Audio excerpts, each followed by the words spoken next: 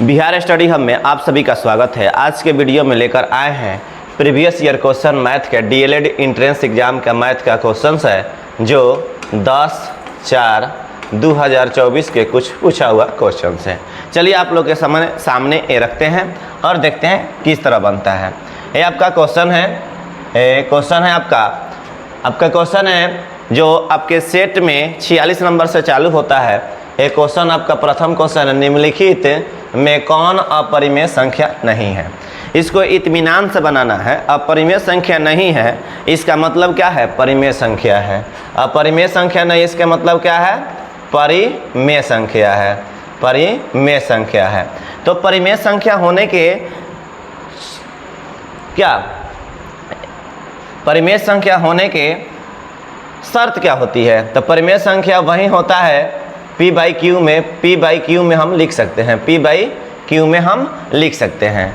और इसका ट्रिक का बात किया जाए तो ट्रिक देखिए, वैसा अंक जिसका पूरा रूट नहीं निकल पाए, वो क्या होता है? अपरिमेय संख्या होता है। और जिसका रूट निकल जाए वो क्या होता है? परिमेय संख्या होता है। चलिए, 7 का रूट नहीं है, अपरिमेय संख्या है। 13 का रूट नहीं निकलेगा, अपरिमेय संख्या है। 31 का रूट नहीं निकलेगा, अपरिमेय संख्या है। ये क्या है? अपरिमेय संख्या नहीं है। 25 का रूट निकलेगा तो 5 हो जाएगा। ये अपरिमेय संख्या नहीं है, क्या है? परिमेय संख्या है। ये परिमेय संख्या है। चलिए, आपका डाउट क्लियर हुआ। Option number C right option होगा, परिमेय संख्या। अगला क्वेश्चन है आपका, यदि 47 से 379 में भाग देने पर शेष 3 बचता है तो भागफल क्या होगा? चलिए, दो विधि है, एक भाग कर और एक फार्मूला पर। तो चलिए, दो विधि है, दोनों को हम लोग बारी बारी से देखते हैं। चलिए, एक क्या है, इधर वाला को भाज्य बोलते हैं, भाज्य। इधर वाला को भाजक बोलते हैं, सॉरी, इधर वाला को क्या बोलते हैं? भाजक। इधर वाला बीच वाला को भाज्य। इधर जो आता है उसको भागफल। और नीचे जो बचता है उसको हम शेष बोलते हैं। क्या बोलते हैं? शेष बोलते हैं। तो एक फार्मूला होता है, फार्मूला क्या है? भाज्य बराबर भाजक गुने भागफल प्लस शेष। भाज्य, आपका भाज्य कितना है? 389। भाजक कितना है? 47। भाजक कितना है आपका? 47 है। भाजक कितना है? 47 गुने भागफल पता नहीं है, आपको भागफल निकालना है। तो भागफल को हम x मान लेते हैं, प्लस शेष कितना है? 3, तो उसको 3 मान लेते हैं। अब क्या होगा? 379 बराबर 47 में x से गुना होगा, 47x प्लस 3। प्लस से इधर आएगा तो क्या होगा? माइनस होगा। 3 7 9 माइनस 3 बराबर 47x। अब क्या होगा? ये 3 घटेगा तो 376 हो जाएगा। 3 घटेगा, 376 बराबर 47x। अब x बराबर क्या हो जाएगा? ये गुना में इधर आएगा तो भागा हो जाएगा। 376 बटा 47, ये 8 मरतबे कटेगा, 8 मरतबे, तो x का मान क्या हो जाएगा? 8 हो जाएगा। x का मान आपका 8 होगा। x का मान आपका x बराबर 8 होगा। चलिए इधर देखते हैं, और राइट ऑप्शन आपका b होगा। x का मान 8, राइट ऑप्शन आपका b होगा। चलिए, ये आप लोग बारीकी से समझ गए। चलिए दूसरा क्वेश्चन देखते हैं। दूसरा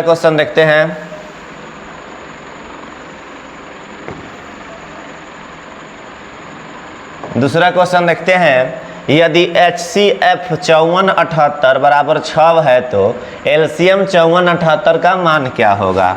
चलिए ये फार्मूला होगा पहली संख्या गुने दूसरी संख्या बराबर LCM गुने HCF। ये आपका फार्मूला होता है। ऐसा क्वेश्चन पूछे तो यही फार्मूला लगाना है। अब देखिए आपका पहली संख्या क्या है 54 है तो 54 लिखिए, दूसरी संख्या क्या है 78 है तो 78 लिखिए। LCM आपका HCF 6 दिया है, HCF कितना दिया है 6 दिया है, और LCM निकालना है। क्या निकालना है आपको, क्या LCM का मान निकालना है, LCM का मान निकालना है। चलिए LCM गुने 6 है तो 6 इधर आएगा तो क्या हो जाएगा, गुना में है तो भागा में होगा, तो क्या होगा 54 गुने 78 भागा 6। देखेंगे किससे कटता है तो 9 से कटा सकते हैं, 9 छक 54।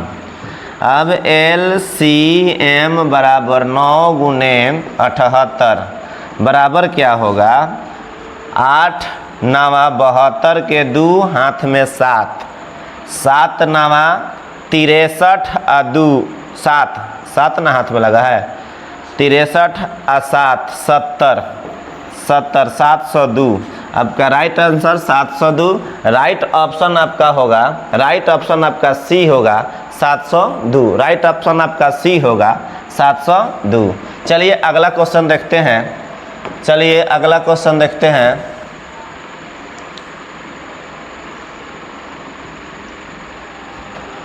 अगला क्वेश्चन देखते हैं।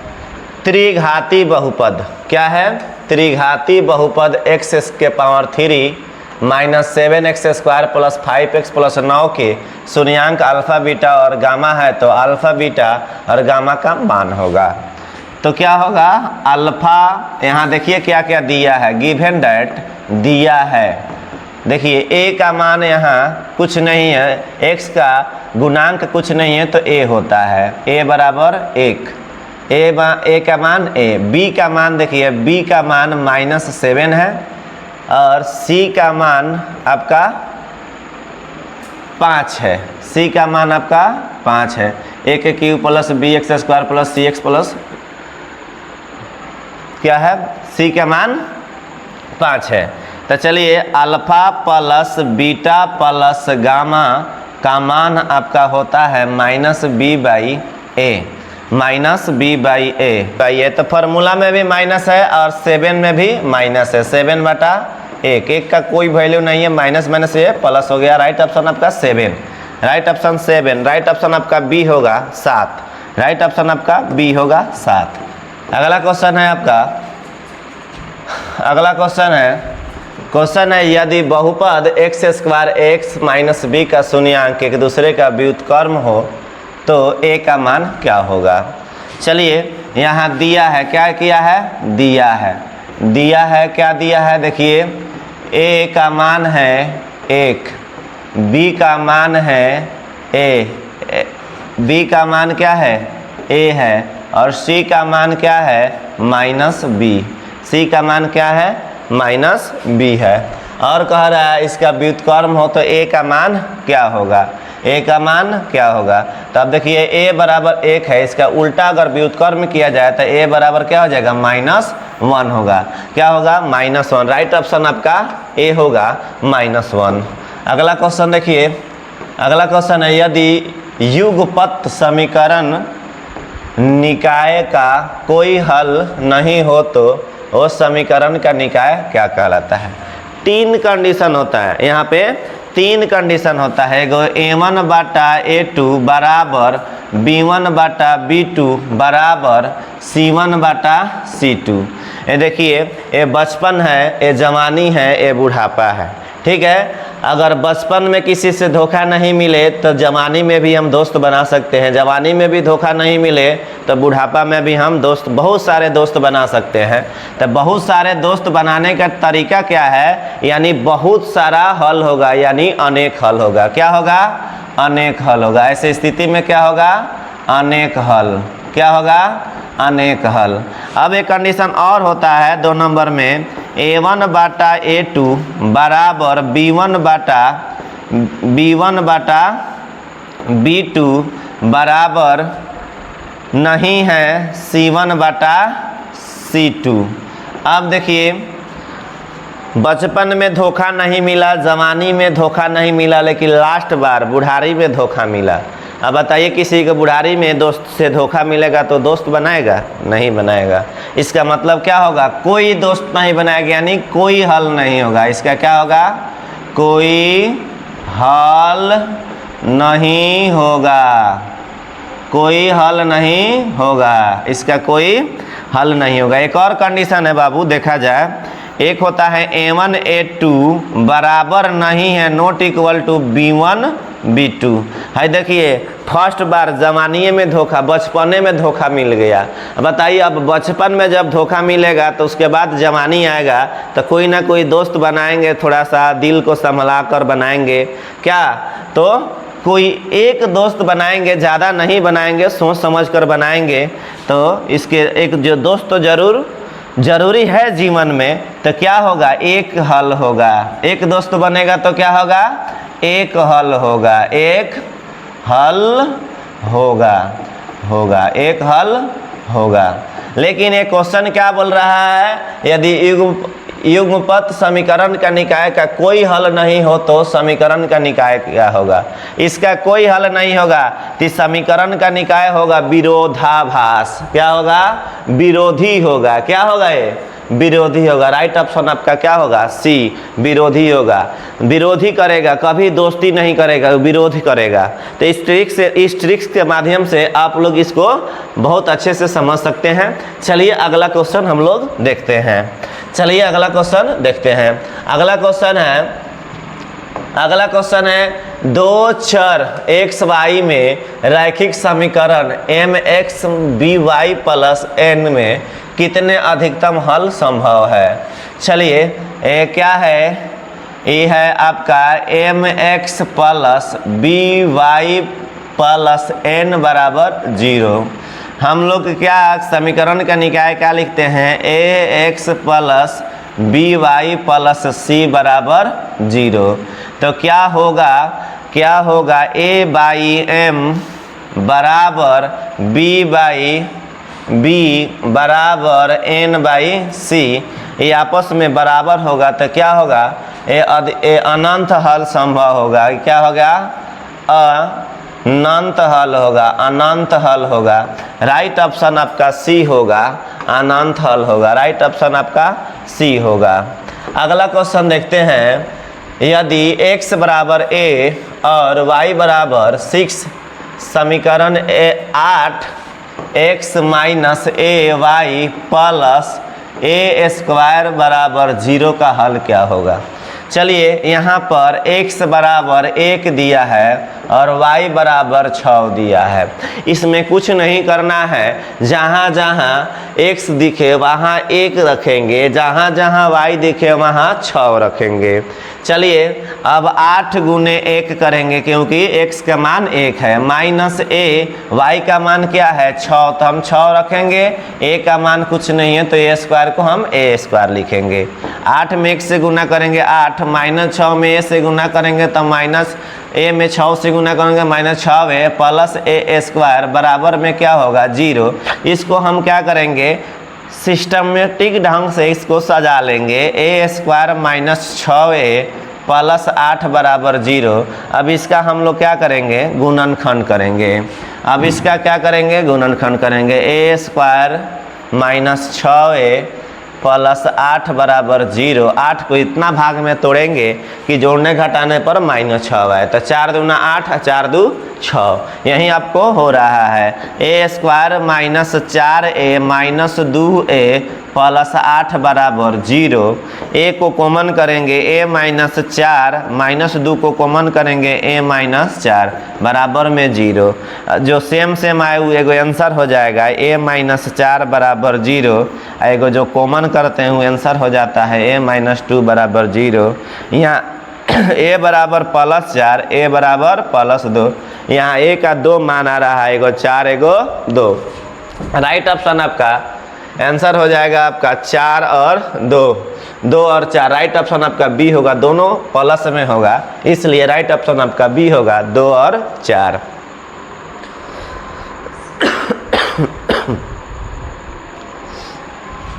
अगला क्वेश्चन देखते हैं।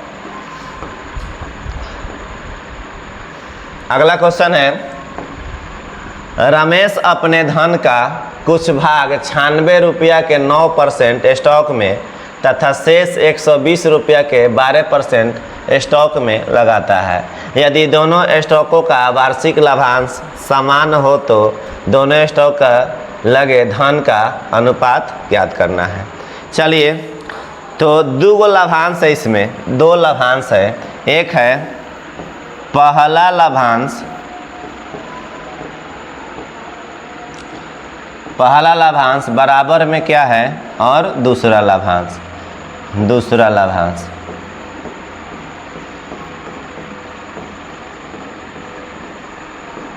पहला लाभांश बराबर दूसरा लाभांश।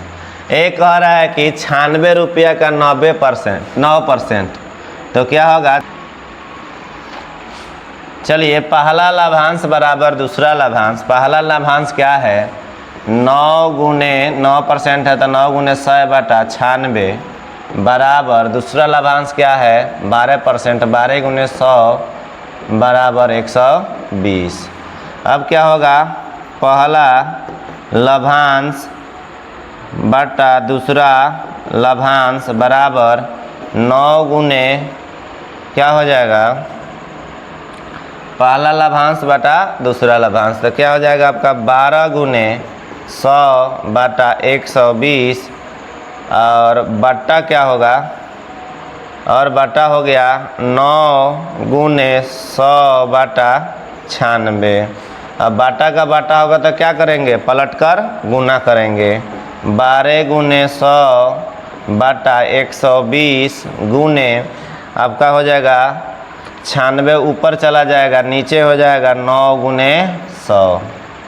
अब देखिए यहाँ पे ये 100 से ये 100 ख़त्म, ये आपका 12, 3 तिहाई 9, 3 चौका 12। अब क्या हो जाएगा, 12 से ही कटेगा, 12 दहाँ के 120 अब 12 अठे 96, 8 चौका कितना होगा 32, नीचे क्या होगा 10 तिहाई 30, 32 का दिया 16, 30 का दिया 15, ये क्या हो गया 16:15। तो आपके ऑप्शन के अनुसार राइट ऑप्शन आपका डी होगा 16:15। राइट ऑप्शन आपका डी होगा 16:15। क्वेश्चन यहीं तक समाप्त होता है। मिलते हैं नेक्स्ट वीडियो में। अगर ये क्वेश्चन आपका वीडियो अच्छा लगे तो वीडियो को लाइक करें, चैनल को सब्सक्राइब करें। धन्यवाद।